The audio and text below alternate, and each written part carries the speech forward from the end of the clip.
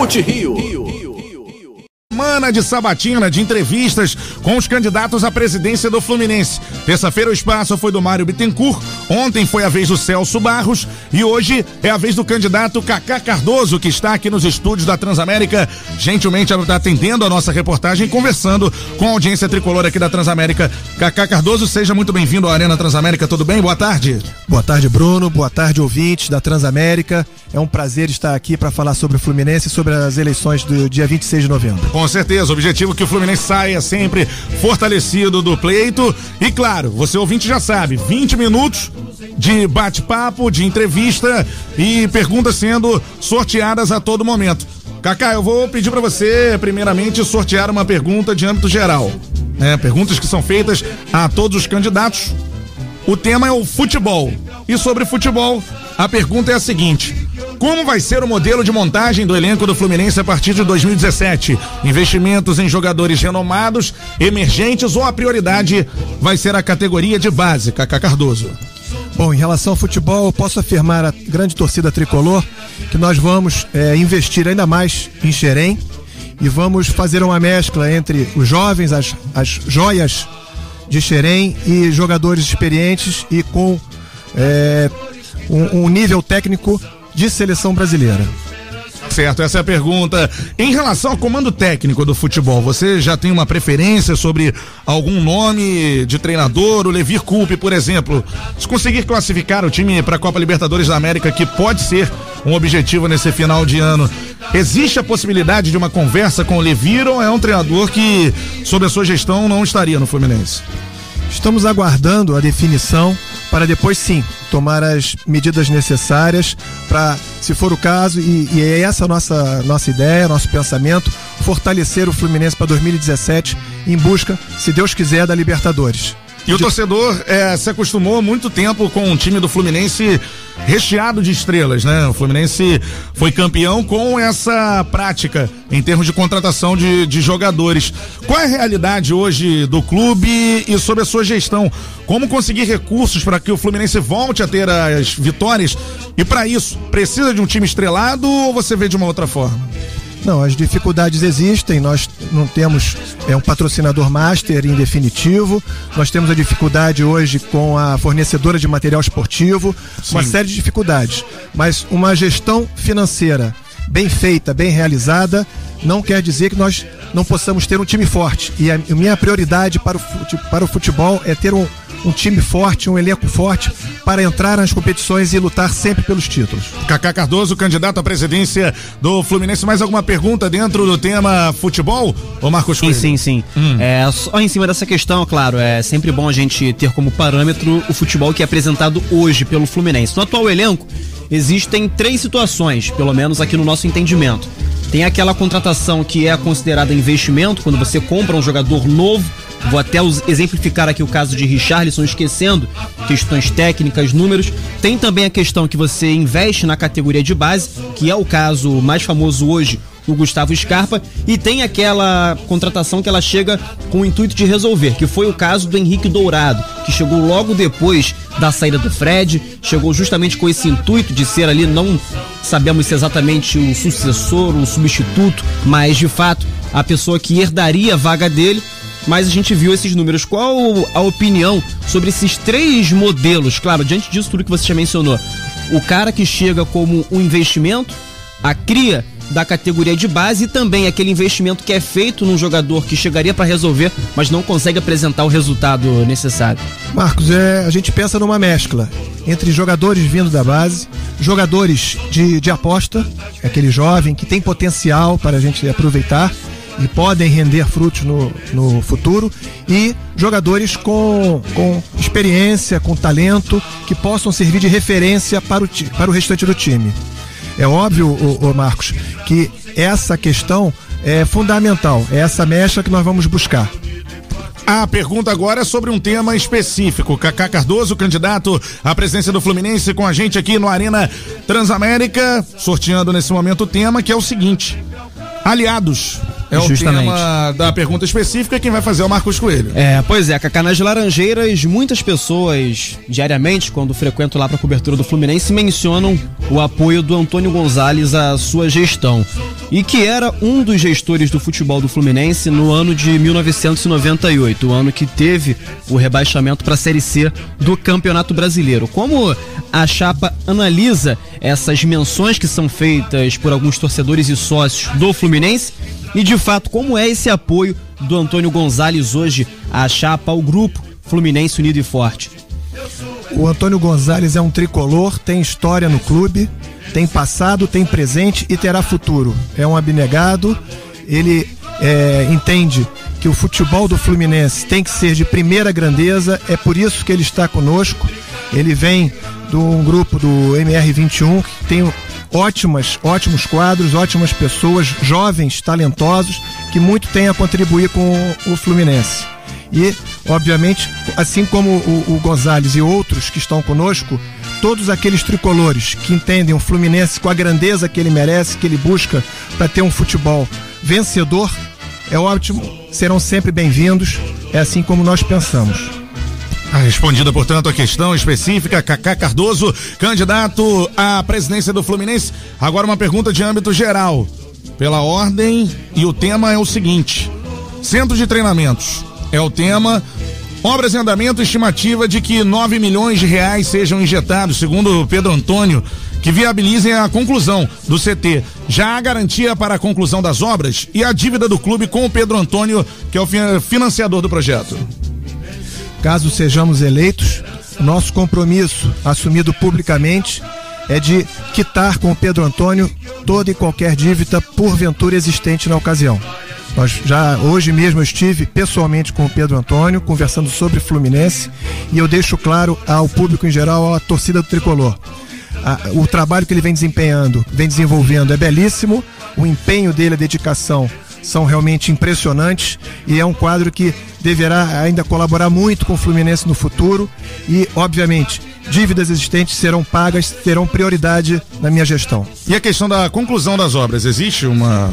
Existe. O primeiro ponto é de término delas ainda em 2016, ao final do ano, a primeira etapa, que avançou além do previsto, quer dizer, está subindo a torre agora, e essa primeira etapa deverá ser concluída ainda em dezembro de 2016. Tá certo, tá por aqui Kaká Cardoso, candidato à presidência do Fluminense, conversando com você, ouvinte eleitor tricolor, que a gente pode seguir com mais uma pergunta. Sim, claro. Do tema geral. Daqui a pouco a gente volta com a pergunta do ouvinte e uma pergunta sobre o tema geral. Tema sorteado é o seguinte: Maracanã. E a pergunta sobre o Maracanã é essa: a nova licitação do estádio tende a acontecer. Se eleito, o Fluminense vai entrar no páreo sozinho ou com outro clube, por exemplo, o Flamengo? Fluminense, no nosso entender, a prioridade de estádio é o Maracanã. É o estádio, eu gosto sempre de repetir isso, onde a torcida tricolor, a melhor e mais bela torcida do Brasil, realizou e escreveu as mais belas páginas da sua história. Fluminense não abre mão do Maracanã. O Fluminense será protagonista nessa questão, como em diversas outras relacionadas ao Fluminense, dentro e fora das quatro linhas. E, obviamente, se for o caso do outro clube também querer participar, não vejo problema, mas o Fluminense não abre mão dessa participação como protagonista. Dentro do tema, Marcos Coelho tem uma pergunta. Isso aí, Kaká. Hoje em dia a gente nota um Maracanã completamente diferente do que fomos acostumados a ver. Podemos dizer até que o oposto. O Maracanã sempre foi considerado um estádio que era a casa da democracia no futebol brasileiro.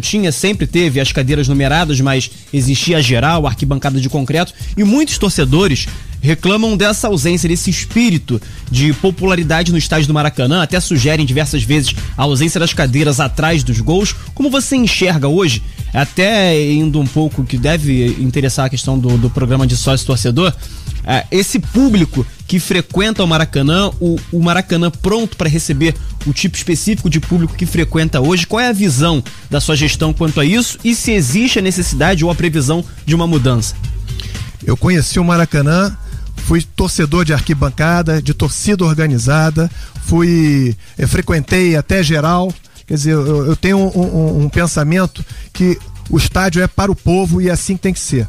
Agora surgiu recentemente essa questão das arenas, sofisticando, tornando claro, trazendo mais conforto ao torcedor, mas por outro lado dificulta aqueles torcedores que amam o futebol e não têm condições financeiras de participar da grande festa que é o futebol e dentro do estádio.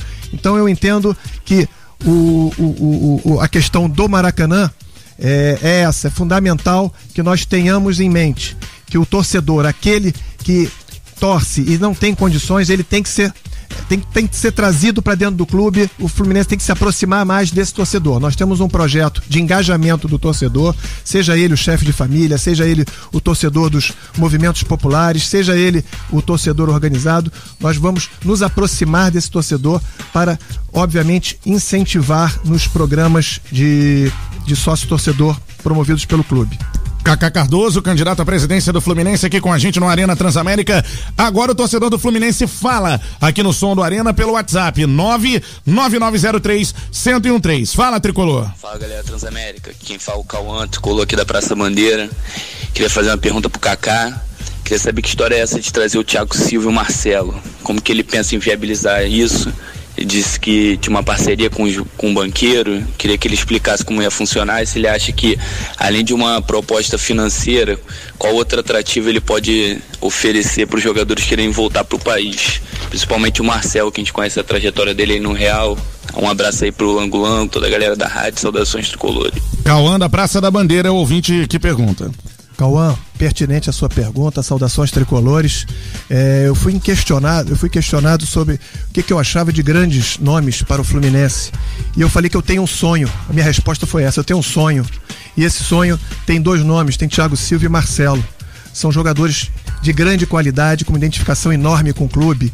E, obviamente, com o grupo que me cerca, com o grupo que eu tenho à minha disposição, que irá colaborar na minha gestão, nós vamos viabilizar projetos para a repatriação desses jogadores. Nós vamos trazê-los de volta para a verdadeira casa deles. É óbvio que isso depende de uma série de fatores, tempo de contrato, multa e tudo. Isso tudo vai ser analisado com muito carinho, mas, se Deus quiser, ainda dentro da minha gestão, esses movimentos serão feitos e, obviamente, com muita responsabilidade financeira, com o pé no chão, mas nunca esquecendo que nós temos que ter sempre grandes times vencedores, times campeões. E eles têm esse perfil que eu entendo como condizentes com a nossa história, com a nossa tradição. Marcos Coelho. Justamente, você mencionou jogadores que têm um passado pelo Fluminense. O Marcelo saiu muito garoto, o Thiago Silva chegou a fazer uma história um pouco mais concreta. Dá para afirmar então que os jogadores identificados com o Fluminense vão ser prioridade numa hora de uma negociação? Se tem ali aquele cara que nunca jogou no Fluminense e o outro que é um querido pela torcida, por mais que seja um custo superior, ele passa a ser uma prioridade por conta da identificação com a torcida? Marcos, na minha gestão, ao contrário do que vem acontecendo nos últimos anos no Fluminense, as contratações passarão por rigoroso critério, ou seja, serão atribuídos critérios para que um grande jogador venha. Tem que passar pelo marketing, tem que passar pela parte financeira, tem que passar pela parte técnica, saber se o jogador, qual é o seu histórico recente de lesões. Isso tudo tem que ser avaliado antes de a gente fechar uma negociação, buscar uma contratação, tá entendendo?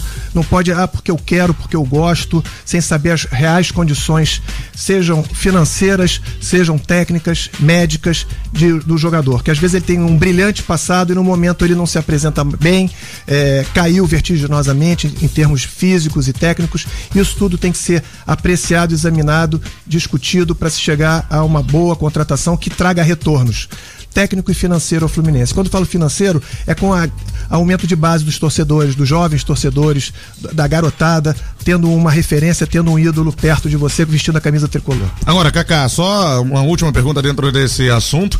Existe algum contato de alguém do seu grupo político com os jogadores Marcelo e Thiago Silva, ou é um desejo a partir do momento que você assuma a presidência do Fluminense? Não. Volto a dizer, é um sonho, mas eu entendo que com o passado deles no clube, tudo é possível. Obviamente, avaliadas as questões financeiras, principalmente, contratual deles com os atuais clubes, isso tudo vai ser devidamente avaliado, mas os contatos, obviamente, poderão ser feitos.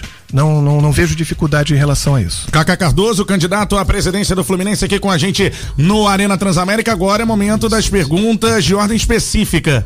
Aqui no Som da Transamérica é a próxima pergunta de ordem geral, portanto. falha minha. Perguntas de ordem geral, Laranjeiras, aqui no som da Transamérica, a sede social do clube e que também tem um estádio. Como será utilizada a sede, abordando também os esportes olímpicos, além do futebol? Qual é a sua proposta para a sede social do Fluminense, Kaká? Sede social, entendo que o sócio tem que ficar mais próximo da diretoria, nós temos que ouvir mais quais são as prioridades, o que ele deseja para a sede social.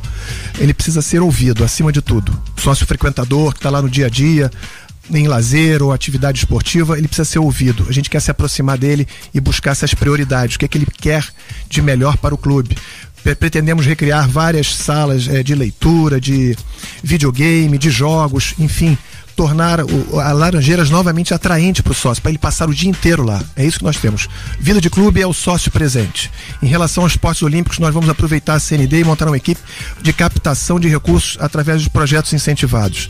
Fazer o Fluminense voltar a ser o que era, ou seja, uma referência em esporte olímpico. É o detentor da Taça Olímpica de 1949, quem trouxe para o Brasil as primeiras medalhas para o Brasil no tiro olímpico, enfim. O Fluminense é uma referência e nós vamos resgatar essa imagem de grande clube olímpico do Fluminense. Aproveito até para falar do estádio, que nós queremos transformá-lo como Maracanã das divisões de base no primeiro momento.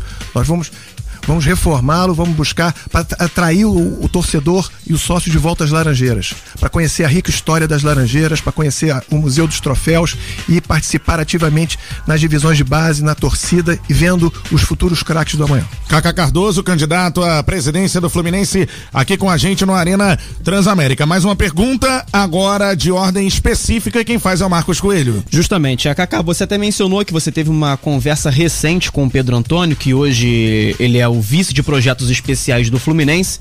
No entanto, há cerca de um mês, no dia que foi concretizada a migração do futebol profissional do Fluminense para um novo centro de treinamentos, ele disse em entrevista que de todos os candidatos, a sua chapa, a chapa Fluminense Unido e Forte, era a única que ainda não tinha iniciado um contato com o Pedro Antônio. Então, você já respondeu, já falou que conversou com ele, então eu vou aqui, em cima da hora, mudar essa pergunta. O porquê dessa demora da conversa com o Pedro Antônio e se existia algum tipo de objeção quanto a ele nesse modelo, se você aprova esse modelo que ele fez de ser um financiador, como você enxerga a figura Pedro Antônio hoje para o Fluminense?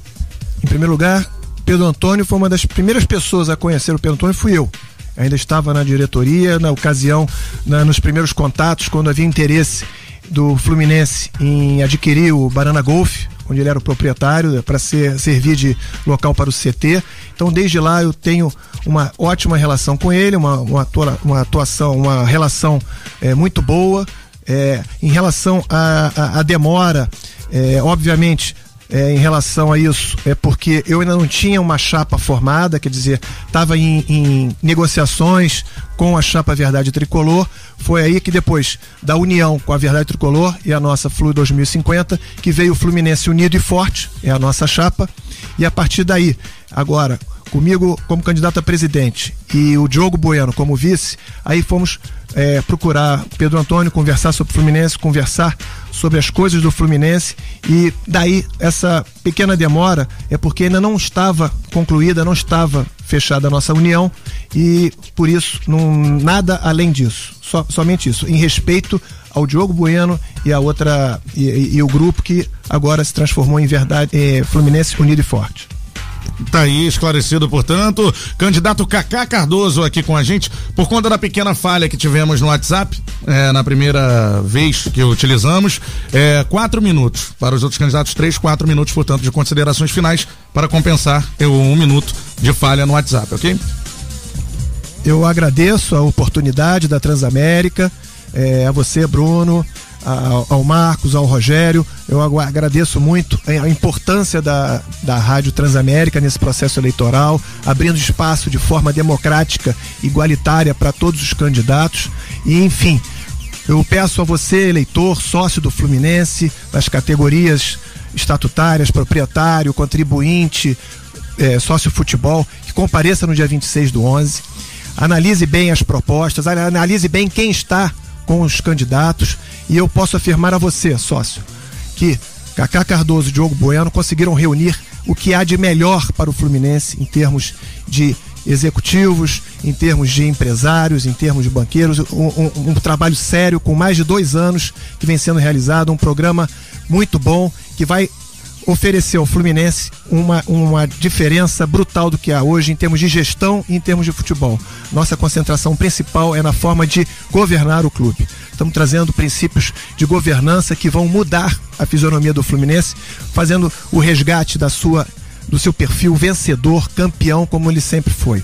Eu aproveito aqui para informar que nós temos a fanpage no facebook.com Fluminense Unido e Forte. Lá você pode analisar melhor nossas propostas, pode se deter, pode estudar e pode sugerir, dar ideias, mas acreditamos que ali contém o que há de melhor para o Fluminense para os próximos anos. Falando sobre dívida fiscal, segundo um levantamento feito recentemente, mais especificamente no final de 2015, pela revista Época, e uma matéria que foi até exibida pelo canal Sport TV, a dívida fiscal do Fluminense até o final do ano passado estava girando ali perto dos 237 milhões de reais, a dívida total do clube beirando os 350 milhões de reais. Hoje, há toda a questão que envolve o Profut, que auxilia o abatimento dessa dívida, mas ainda é um valor considerável. Como então reverter essa situação ou melhorar, tornar algo mais saudável possível? Quais as medidas a curto, médio e longo prazo?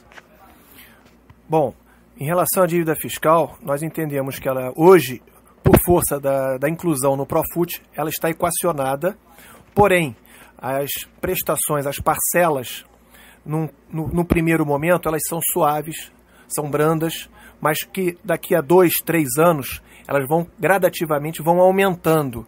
E óbvio que a minha gestão nesse aspecto vai tomar todo o cuidado para montar os alicerces necessários no clube para que com princípios de governança, com questões profissionalizando todas as áreas do clube, nós vamos ter uma gestão muito forte, capacitada, e com isso a gente acredita que vai estar devidamente preparado para quando essas parcelas aumentarem, o clube vai estar devidamente preparado para esses saltos nos valores das prestações. O importante que a gente vê é que nós entendemos como um grande trunfo do Fluminense é saber utilizar esse dinheiro do Fluminense, das cotas de TV, enfim, de todas as suas receitas, na montagem criteriosa de um grande time. Com isso, nós vamos trazer novas receitas, seja pelo interesse do torcedor em geral, para comparecimento nos estádios, para aquisição de camisas e produtos licenciados. O grande mote da nossa campanha é esse, é tornar o Fluminense de novo um time vencedor, com a montagem de um time forte no futebol. Agora vamos aqui, fornecedor esportivo, fornecedor de material esportivo. O Fluminense hoje tem uma situação que as categorias de base do futebol, os esportes olímpicos, seguem usando uniformes da Adidas, apesar do fornecimento prestado pela Drywood ter quase um ano. Começou no início agora de 2016. Esse contrato com a empresa canadense vai até o final de 2020. E agora a pergunta, existe a intenção de dialogar com a Drywood, ver de fato o que está acontecendo, o porquê desses atrasos, ou uma rescisão imediata é uma prioridade ou uma possibilidade da gestão? Em relação a fornecedor de material esportivo, eu entendo que a diretoria, a gestão atual não se ouve bem. Por quê? Eu entendo que um fornecedor forte, conhecido, uma marca mundialmente conhecida, é fundamental até para atrair outras marcas importantes, poderosas, para fazer justamente esse link entre a marca do material esportivo e aquela que vai patrocinar o time, o clube. Então, eu entendo que num primeiro momento, as dificuldades enfrentadas pelo Fluminense em razão dessas questões envolvendo a atual fornecedora, eu vejo com muita cautela, entendo que o Fluminense merece uma fornecedora à altura da sua importância no cenário futebolístico nacional. Acho que o Fluminense merece uma fornecedora tradicional e uma das grandes do mundo. Então, só para concluir de imediato, então uma saída da Drywood não estaria descartada independente de uma multa rescisória? Não, na verdade, quem está inadimplente é a Drywood. Obviamente que isso ainda mais prejudicado que já está.